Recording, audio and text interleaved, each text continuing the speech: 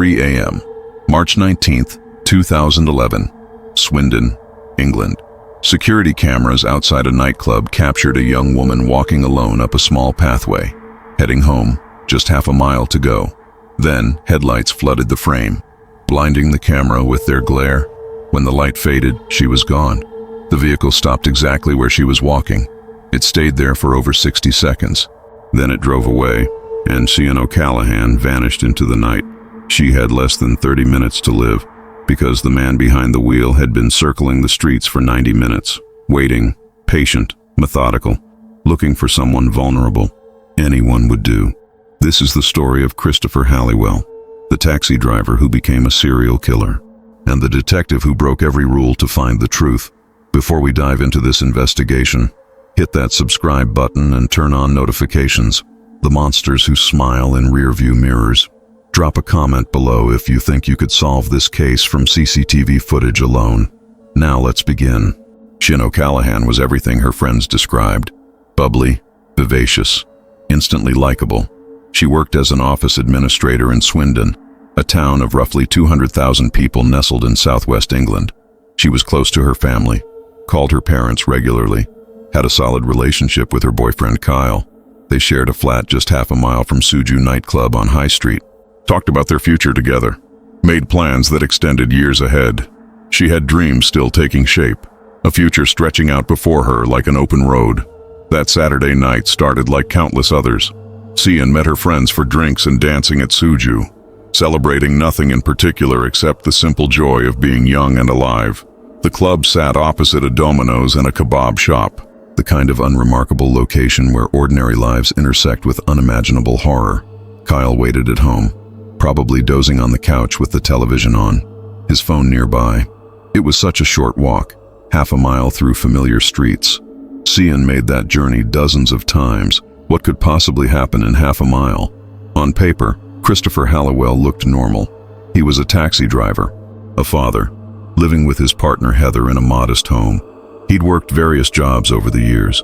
To passengers climbing into his vehicle, he probably seemed pleasant enough. Maybe he made small talk about the weather. Maybe he smiled in the rearview mirror. But beneath that surface lived something dark and patient. Christopher had displayed concerning behavior from a young age. In the 1980s, he'd served prison time. In 2005, he left his wife and moved in with her neighbor, literally just a few houses down the street, making the transition disturbingly convenient. What nobody knew was Christopher's pattern. He was familiar with certain areas of town, places where vulnerable people worked late at night.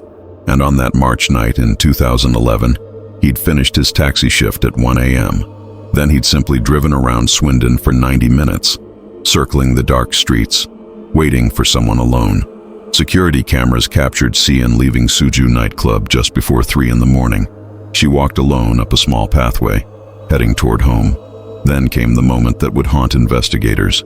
Headlights flooded the grainy footage, blinding the camera with their glare. When the light faded, Cian was gone. The vehicle stopped exactly where she was walking. It stayed there for over 60 seconds. Then it drove away, and Cian O'Callaghan disappeared.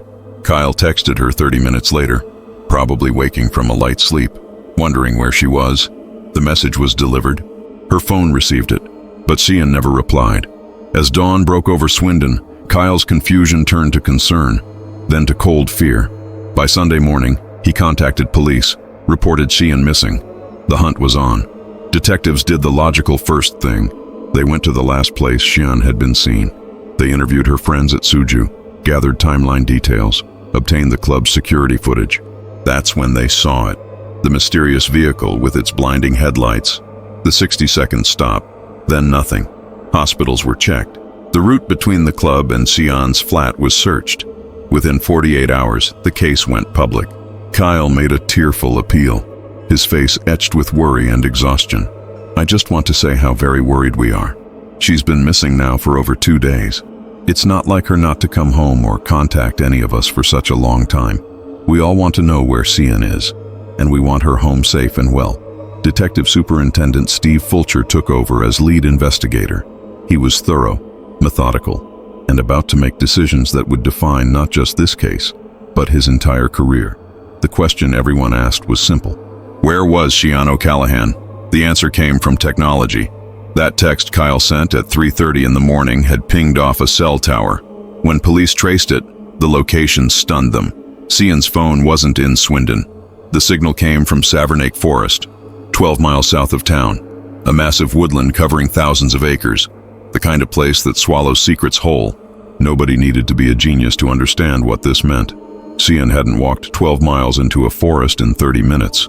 She'd been taken there, and if she was in Savernake Forest at 3:30 in the morning, she almost certainly wasn't there willingly.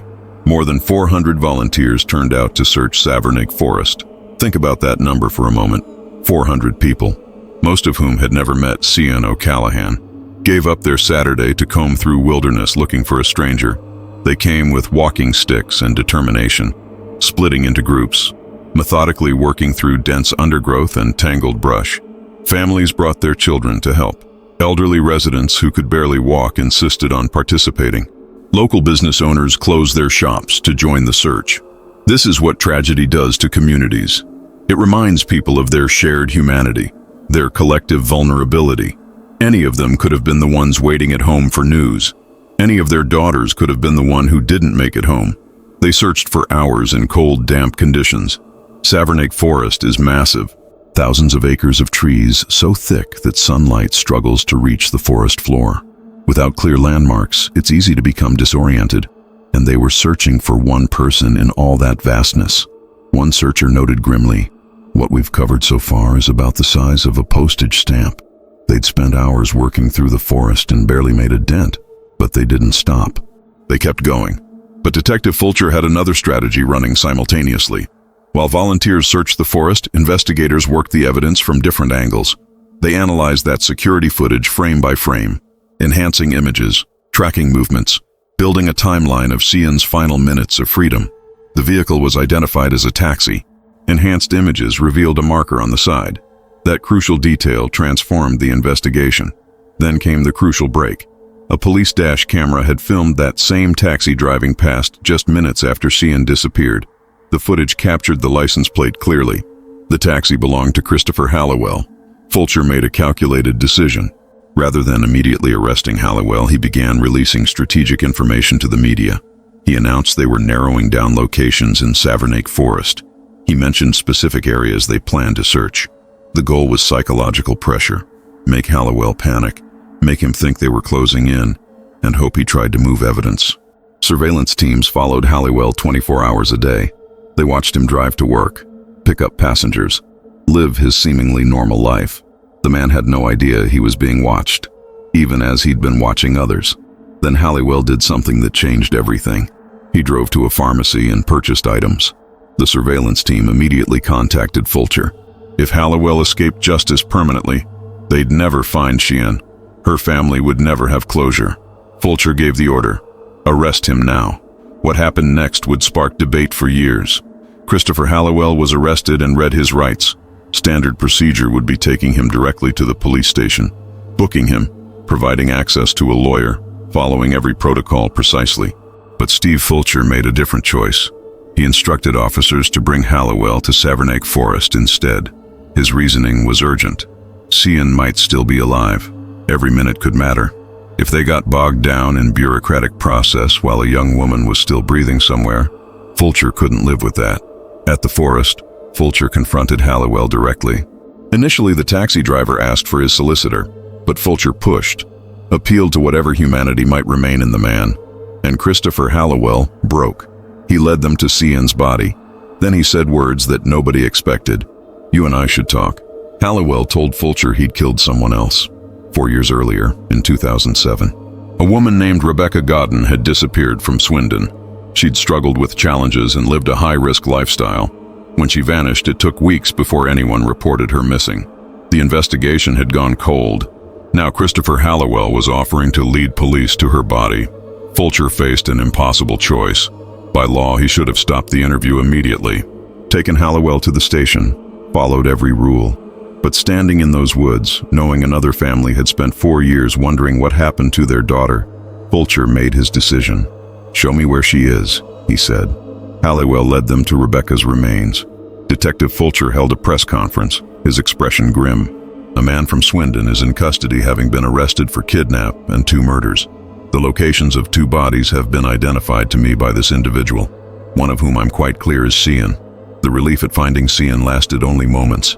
Video footage captured Kyle, Cian's boyfriend, overcome with grief and rage, punching the side of a police van. The image would haunt everyone who saw it. The raw, unbearable pain of a man who'd lost everything. Back at the station, Christopher Hallowell refused to repeat his confession. He sat through interview after interview, saying only 2 words, "No comment." As if it goes to court and I'm found guilty, that's it. They lock me up and throw away the key. No, I'm not stupid. And because Steve Fulcher had bypassed proper procedure, everything Hallowell said at Savernake Forest was inadmissible in court. The confessions, the body locations, all of it couldn't be used as evidence. Fulcher had secured 2 bodies for grieving families, but he'd potentially destroyed the prosecution's case. Fortunately, forensic evidence saved the day, at least partially. Investigators found Cian's blood in Hallowell's taxi. They found his DNA on her body. The physical evidence was enough to charge him with her murder. But Rebecca Godden's case was different. Without the confession and with limited physical evidence, prosecutors initially dropped those charges. Christopher Hallowell pleaded guilty to murdering Cian O'Callaghan. In 2012, he was sentenced to life in prison with a minimum of 25 years. Outside the courthouse, taxi drivers who'd attended in solidarity received a spontaneous round of applause, a reminder that one monster didn't define an entire profession. But the story wasn't over. Years later, detectives reopened Rebecca Godden's murder investigation. They'd found additional evidence and wanted to try again. They brought Hallowell in for questioning. This time he thought he held all the cards. He offered investigators a deal. He'd tell them everything about Rebecca's murder if they agreed never to charge him with any other crimes. The implication was chilling. There were other victims. "If I wrap this up in the next few hours," Hallowell said on tape, "there's a past. I think you probably know about various things in the past. There's some more serious matters. Any other charges against me that will be brought?" He wanted immunity. He wanted to clear the slate, serve his time for Cian and Rebecca, and never face questions about whoever else he'd eliminated. The police response was simple: no. In 2016, Christopher Hallowell was convicted of murdering Rebecca Godden.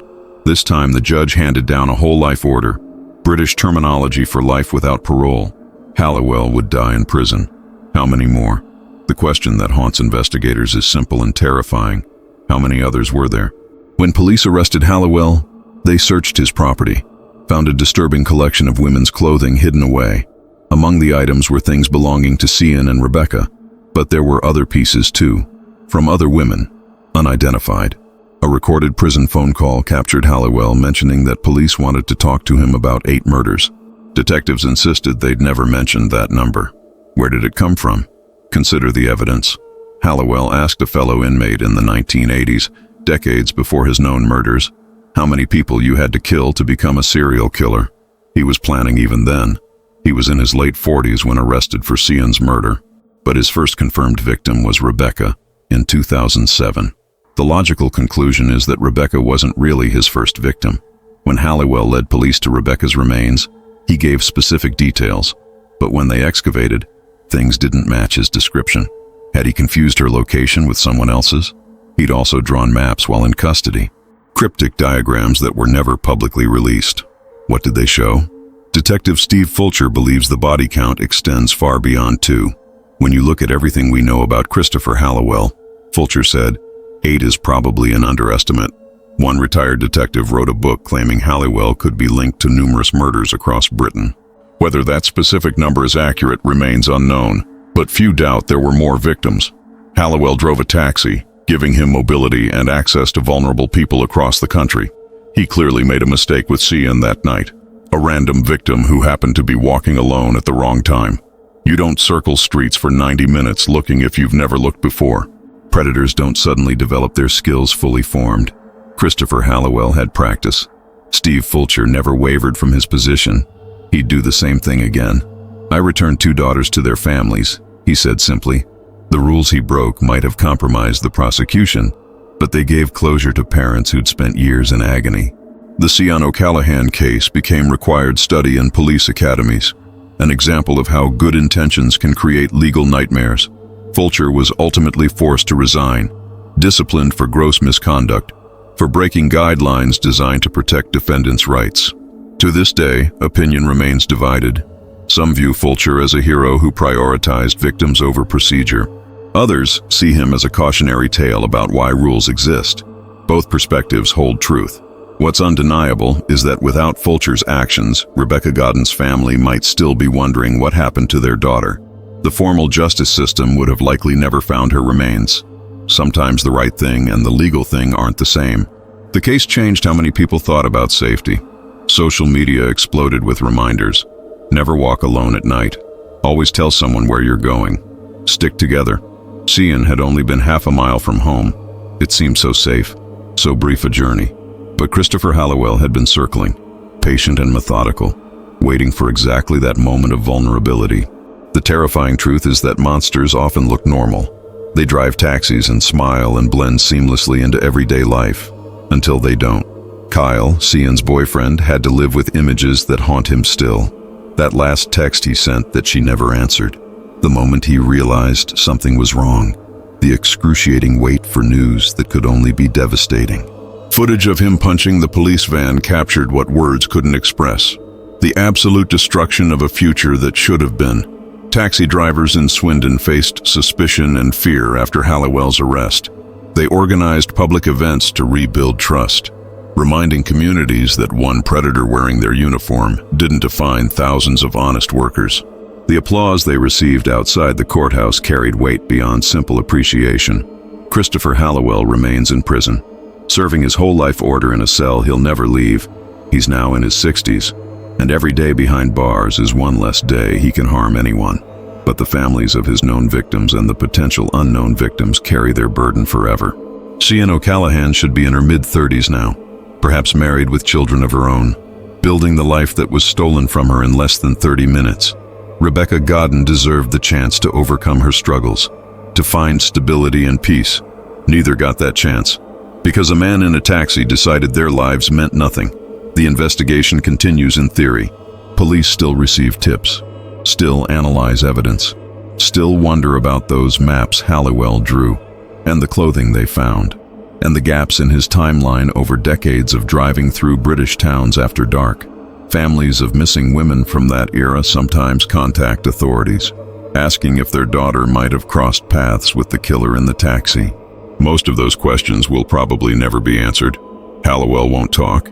He lost his bargaining power when he was convicted without immunity. Now he has nothing to gain from confession, and seemingly takes satisfaction in keeping his secrets. But he left enough clues for those willing to look. 90 minutes of circling before finding Cian suggests pattern and practice. The confusion about locations suggests multiple sites. The question about how many kills make a serial killer, asked decades before his known crimes, suggests long-term intent. Every piece of evidence points to the same conclusion. Christopher Hallowell killed more than 2 women. How many more? We may never know the exact number. But somewhere in Britain, there are probably unmarked locations containing answers to questions families have asked for years. There are mothers who wonder why their daughters never came home, partners who remember the last time they said goodbye, friends who spent decades hoping for impossible phone calls. Christopher Hallowell knows where those answers are, and he's chosen to let families suffer rather than provide closure.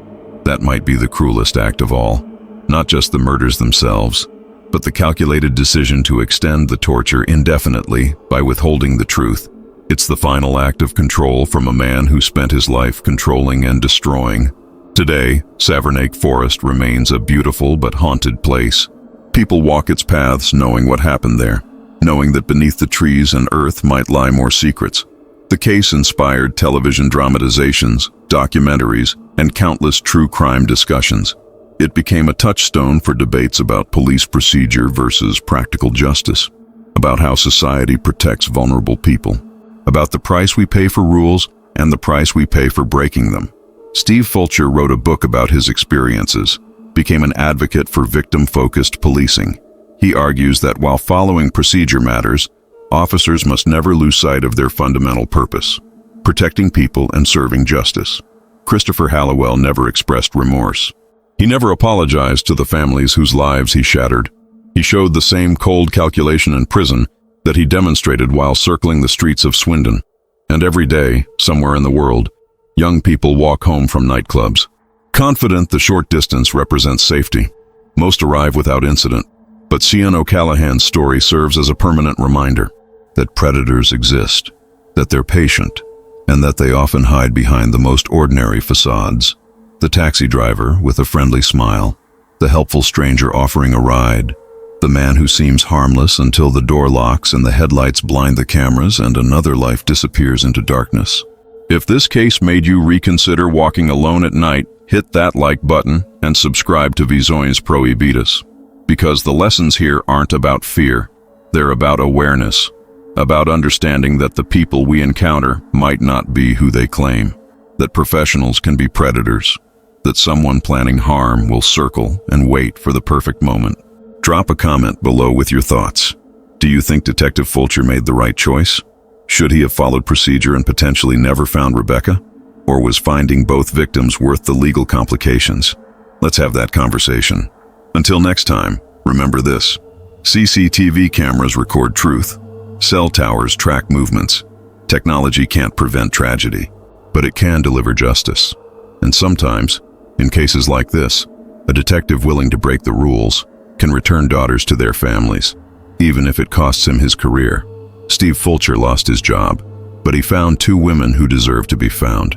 Christopher Hallowell sits in prison, but he's taken his secrets with him. Somewhere in Britain, there might be more stories waiting to be told. More families waiting for answers. The taxi driver keeps his silence. The investigation remains open. And the question haunts everyone who studies this case. How many more victims are out there? We may never know, but we know this. Cian O'Callaghan walked out of a nightclub at 3 in the morning. She had half a mile to go. She should have made it home. She should be alive today. Instead, she became a statistic, a victim of a man who'd been practicing for years, a casualty of the moment she was alone at exactly the wrong time. And her story, along with Rebecca's, stands as a testament to the 400 volunteers who searched the forest, to the detective who broke the rules, to the families who never stopped hoping, and to every person who walks home alone at night. Trust your instincts. Stay aware. Tell someone where you're going. Because the monsters are real. They drive taxis. They smile. They wait. And they strike when you least expect it.